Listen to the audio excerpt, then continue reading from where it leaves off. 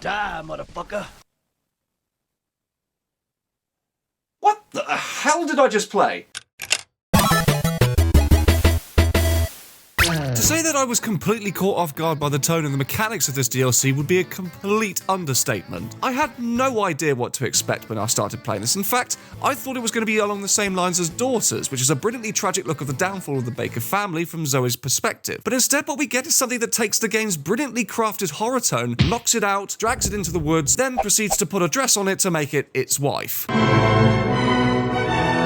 Firstly, let's talk about the story, and again, full spoilers if you haven't played this already. You have been warned. This expansion takes place right after Ethan kills the giant mutated Jack Baker, and then chooses to cure Mia instead of Zoe, leaving Zoe's fate completely unknown. From there, we see Zoe wandering through the swamp as she slowly succumbs to Evelyn's rage and ends up crystallizing. Either that or she achieved her focus or something. Jesus, did I actually make a willing reference to Final Fantasy 13? The fuck is wrong with me? Oh, and also this makes her naked for some reason. That's important. Because why not? Because she's a lady. Because Japan. Because I'm Ed.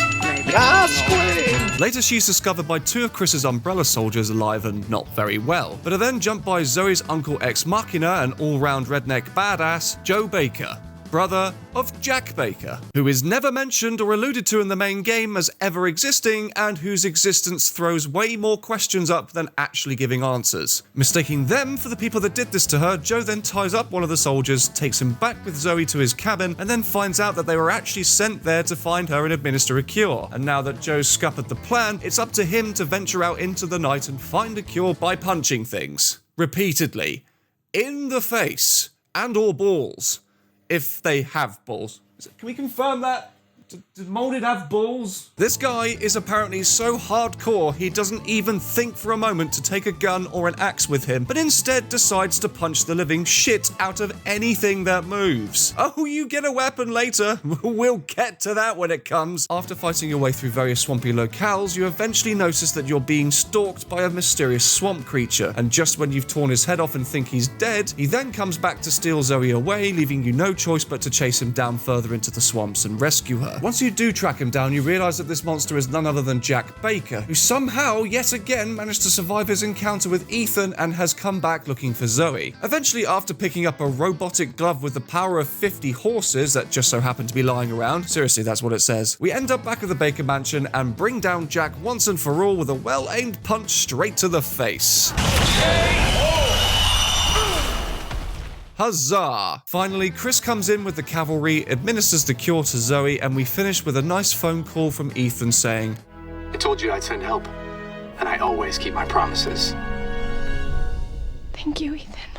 Oh, so I guess that Uncle Joe going full-on beast mode to save you doesn't count for shit then? You ungrateful tart. Now, as bonkers as all of this is, I still would have preferred this to have taken place from Zoe's perspective again, rather than Capcom inventing a new Baker family member, seemingly out of nowhere instead to fix a problem that didn't exist. Don't get me wrong, Joe Baker is almost as hilarious a character as Barry Burton, but the fact that he existed this whole time means that he lived right near the Baker estate, was somehow uninfected by Evelyn, and went 3 whole years without ever noticing a single thing wrong or checking in on his family, which for someone who is so keen on protecting his family just doesn't really sit right. He's either the biggest plot hole of the whole story or is the most oblivious person in the series to date. I really can't decide. With that now, let's take a look at the gameplay. End of Zoe is perhaps the biggest deviation from the core mechanics of Resident Evil 7 to date, as the focus shifts from frantic claustrophobic gunfights to a melee combat system with combos and finishing moves. While this is fun for the first few moments, it soon becomes clear that this game was not built to handle this style of gameplay. Executing a combo normally requires a certain amount of rhythm to be able to pull them off, but often you'll go to do this and the game will just flat out eat your controller inputs, leading Joe to just wildly flail his arms around like a crazed lunatic. Take my hand! No! This is especially apparent when enemies are thrown at you in large numbers or when you're caught in one of the one-on-one fights with Jack Baker, as you frantically try to pull off these combos for some much-needed breathing room, only to then end up lightly tapping them on the shoulder and mildly annoying them. I get that this was designed to heighten the sense of vulnerability and throw the player out of their comfort zone, but unfortunately it starts to pull back the curtain on your immersion and makes otherwise negligible issues far more noticeable and annoying. The first thing you'll likely come to realise is that your fighting enemies who clearly weren't designed to be taken on in close quarters combat exclusively. Enemies such as the four-legged molded and especially the fat molded were designed to be taken out using guns or projectiles and test the player's mobility, accuracy and resource management in the process. But here they just come across as another thing to punch or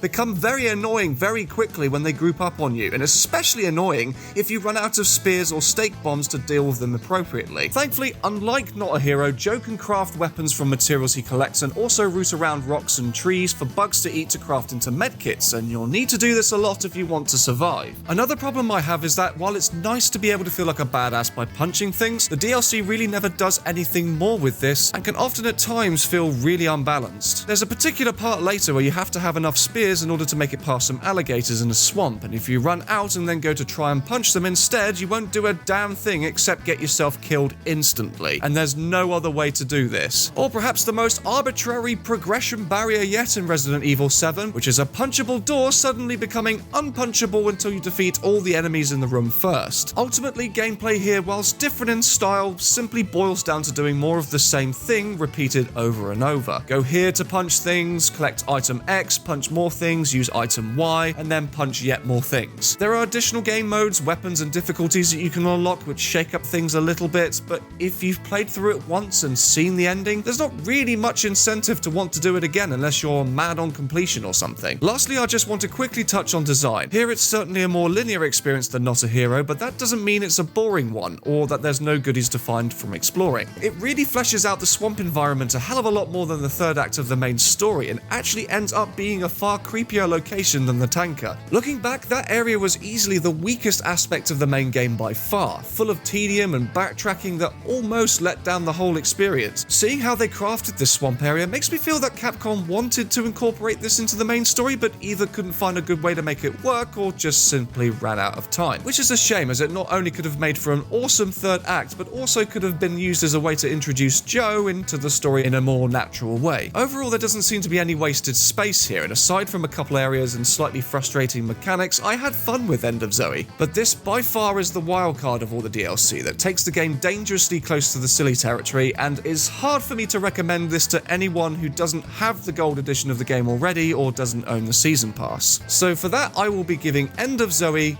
3.5 convenient robot fist weapons out of 5. And that's my video on Zombie Punching Simulator 2017. I really hope you enjoyed it enough to give a thumbs up and a thumbs down if you didn't like it. What did you think of the DLC? Have you played it? Let me know in the comments below and we can have a little bit of a chinwag about it, because I'd like to know your thoughts on this one, because this one was a bit of a doozy. And also, if you're new to the channel, why not subscribe and check out my other Resident Evil 7 videos, like the one of the full game, the banned footage DLC, or click the link above here and check out my Not a Hero review. Anyways guys, thank you very much for watching this video, and I'll see you on the next one.